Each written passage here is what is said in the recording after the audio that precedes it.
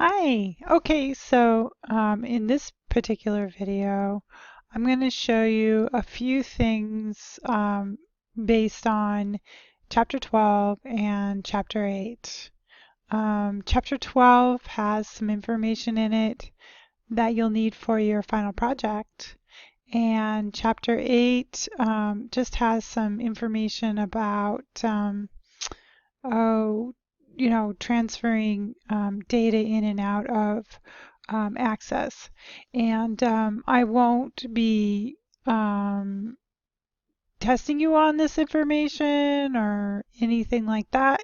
It's just information that you could have, and I can say that I did, in fact, go over it.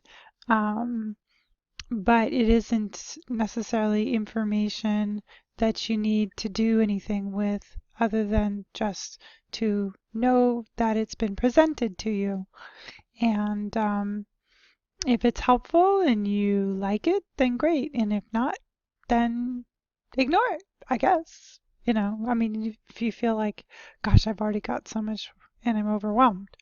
So let's start by talking about what I wanted to go over in Chapter 12, and that is linking tables.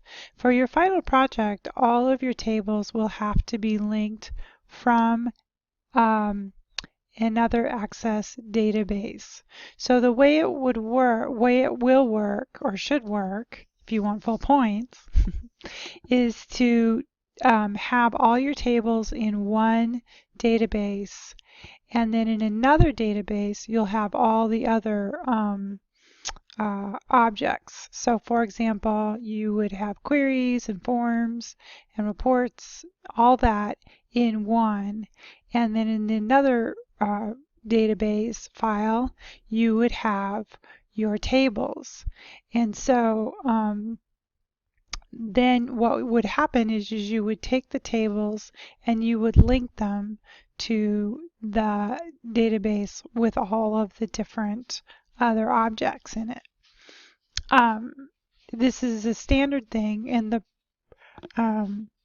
so the purpose of that is to be able to make changes to your objects that are not linked to the data without changing the data. Because if you have them both in the same database, okay, let's say you have them both in the same database, and you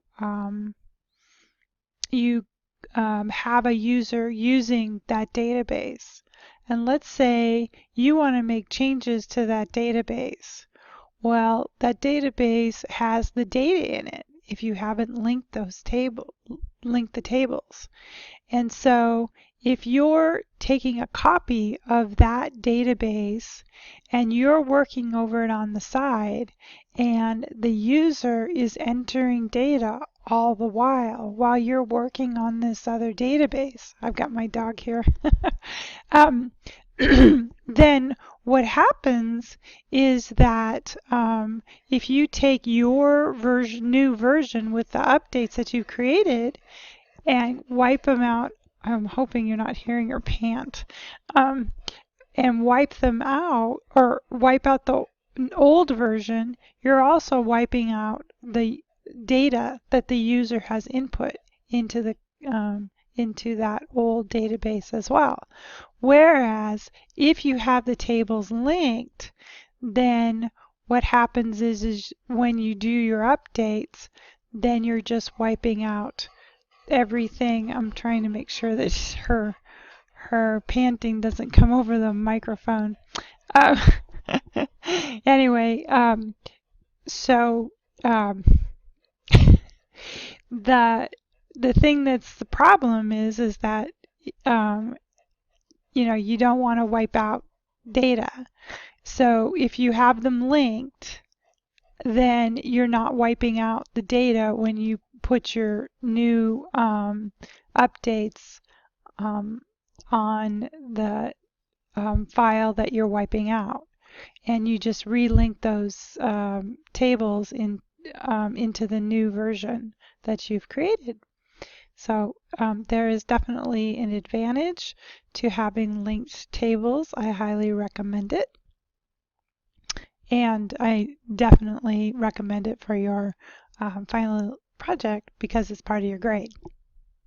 So anyway, so in the book, I just wanted to show you. So I'm going to send me off to the side. Okay. I guess I'll send me up here. In your book, in chapter 12, section 11, you can find it under linking tables between databases. In the full book version, which doesn't seem to want to let me point to it. So it's right there. There we go. So anyway, that's one topic out of here that I wanted to talk about.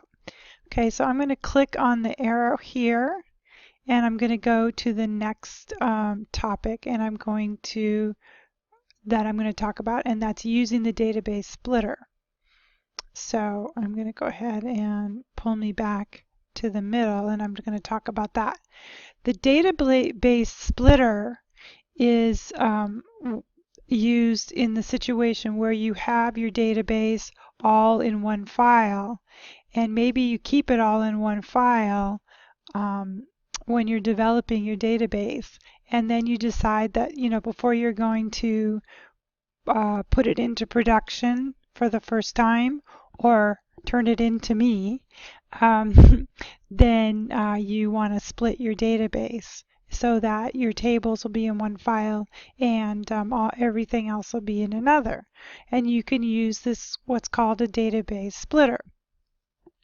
And so the instructions for doing that are in your book, and I'm going to let you read that. Read it here, how to do it. It's pretty easy. Yeah, it explains it.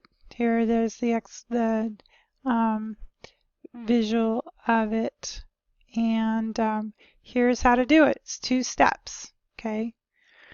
Well, definitely you want to make a backup copy before you do it, and then you click the Database Tools tab, move the data in the Move Data group, click the Access Database button, and then you just go through the wizard, and it's very easy. And when you're done, you will have a file that is the file that you originally started with, and then you'll also have a file that has the name of your file and then an underscore BE, and then it'll be .accdb. And so anyway, that's something else that you'll need to know for your final project. Okay. So next, I want to talk about some topics from Chapter 8. I did not realize when we started this class that this class is a requirement. As I understand, I've been told by a few students that this class is a requirement for web development, which is not a bad thing.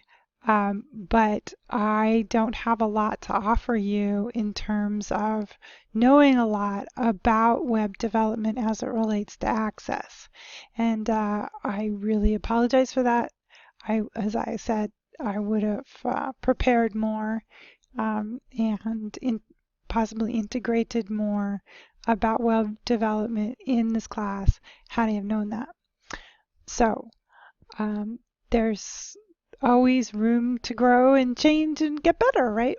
But anyway, the one thing that I did want to say though about the web as it relates to Access is that you can develop what's called Access apps, and I'll show you where it is. I don't know, I don't have any experience with it at all, and I apologize for that.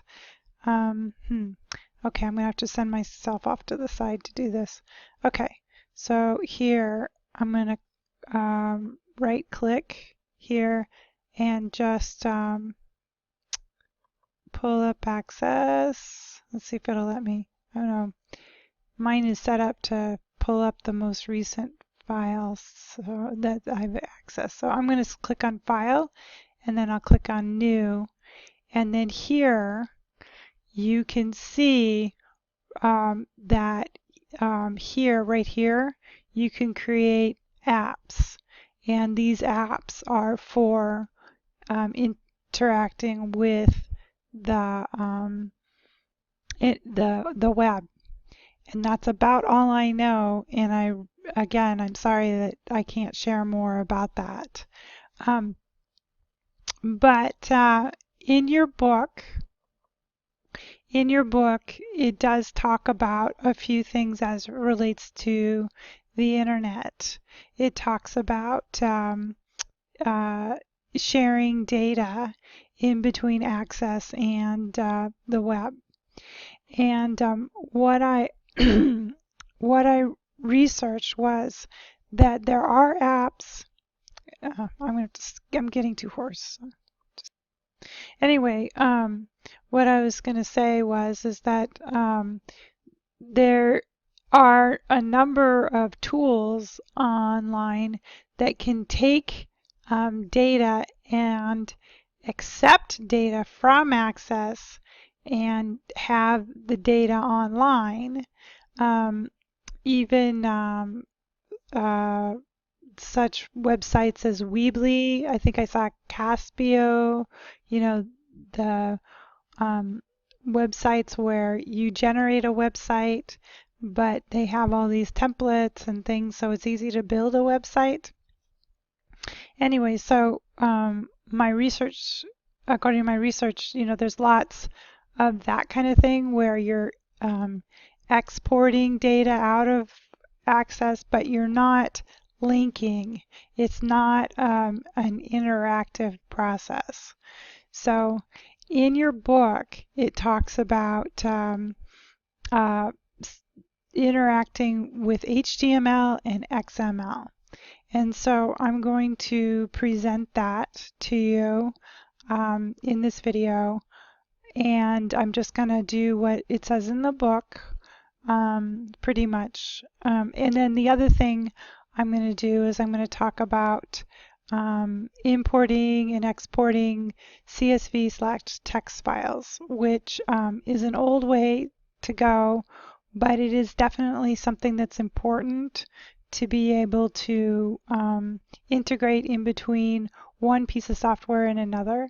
That is a standard, putting files in CVS or TXT format. Many different pieces of software use it, and so I do want to cover it in this video. Okay, so I think I'll go ahead and get that one out of the way first, and then I'll go to the XML and the HTML importing and exporting topics. Okay,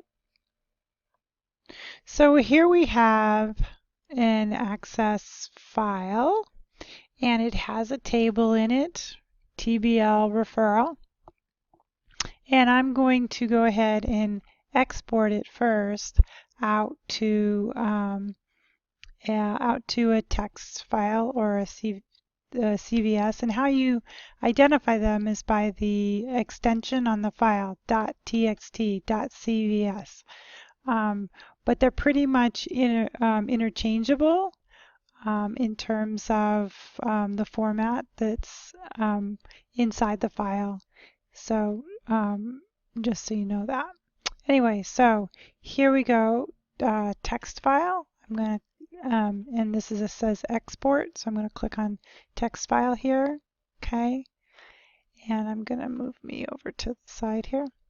And so then it's offering a file name and path for me to use, and so I'll go ahead and use that. And I won't click on browse, I'll just use that, and I'll say OK. And then this is how the data is stored. You will notice that, and this is a common standard way where you have a data item enclosed in quotes and then separated with commas.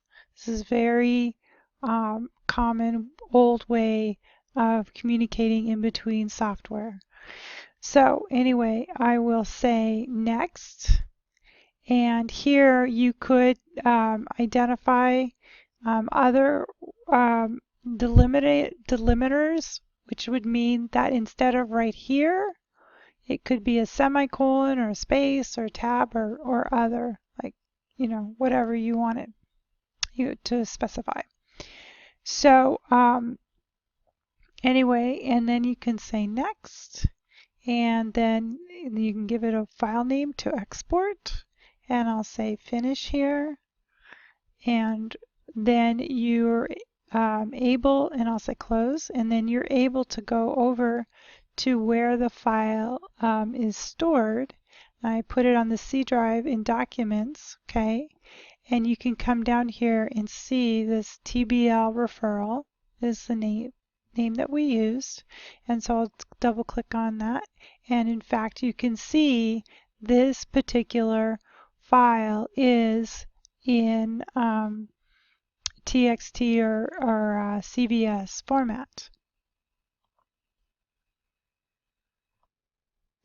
Okay, so now let's do the opposite. Let's go the other direction and import that file that we just exported. So I'm going to go to the Import and Link group, and I'm going to come up here to Text File, and I'll click on that. And so then I'm going to go and I'm going to browse, and I'll go and find my file, which is TBL referral. Okay, and I'll say Open. Okay, and then I'm going to go ahead and I'm going to say, okay, now I have several different options here. I could append my records to a table. I could link to them, which means that if there's more records that are added or less records that are added, or the records are changed in any way, then it would be interactive and it would reflect that in the Access. But I'm going to choose to do an import. So I'll say OK. And you'll see that, in fact, again, they're delimited. Each data item is surrounded by quotes, and they have commas to break up each field name or field data item, I suppose I should say. Okay, and so then I'll say next, and you can see that there, because of the commas and the double quotes, it can tell which data item is which. Okay, and you can actually go and name each one of these fields if you want. This one's kind of interesting. I'm not sure. It must have created an extra field. I'm not clear on that. And so anyway, it creates a field here. And you can identify the data type as you go. And then you can go next and you can choose access to add a primary key. You could choose your own primary key, like for example here, or you could say no primary key. Okay, and then you can say next. And I'll say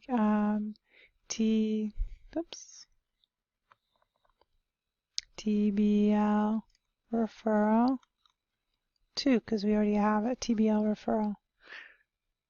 And so I'll say finish. And so then, not quickly, we will see that we have another table here that is the same as the original data that we started with.